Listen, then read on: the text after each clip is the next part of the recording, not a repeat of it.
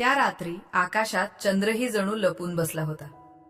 अंधार इतका दाट होता की समोरचा रस्ता दिसत नव्हता.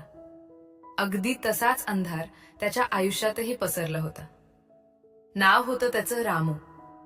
आयुष्यभर मेहनत केली, प्रामाणिक राहिला, पण तरीही नशिबाने त्याला एकामागून एक घाव दिले. काम गेलं, घरात आजारपण आलं आणि सगळ्यात मोठा धक्का म्हणजे जवळची माणसंही दूर गेली. त्या रात्री रामू मंदिराच्या पायरीवर बसला होता. डोळ्यात पाणी होतं, ओठ थरथरत होते.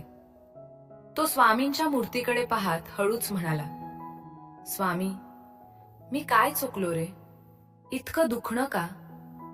कोणी उत्तर देत नव्हतं.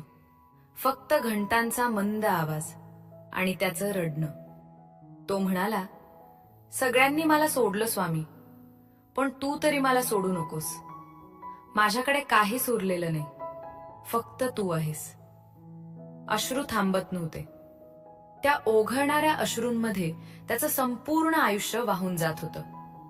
तो तिथेच डोळे मिटून बसला आणि त्या क्षणी त्याला जाणवलं, कुणीतरी त्याच्या डोक्यावरून प्रेमाने हात फिरवला आहे.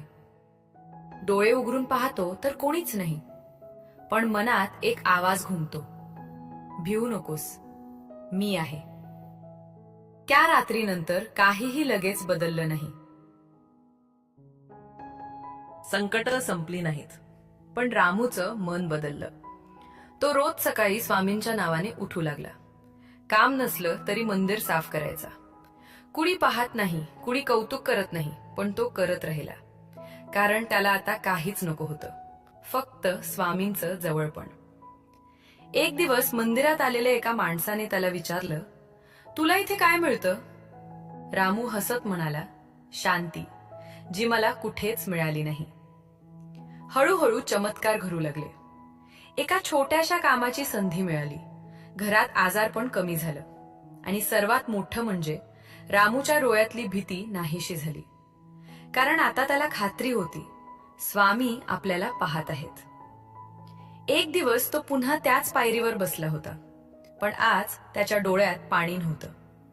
हात जोडून तो म्हणाला, स्वामी, तू मला सगळं दिलंस, दुःख दिलंस म्हणूनच मी तुला ओळखलं, नाहीतर कदाचित मी तुला कधीच शोधलं नसतं.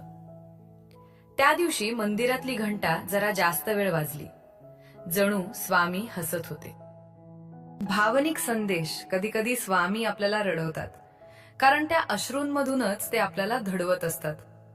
सगळं गेलं तरी चालेल, पण स्वामींवरचा विश्वास कधीही जाऊ देऊ नका, कारण स्वामी समर्थ कधीच आपल्या भक्ताला एकटं सोडत नाही.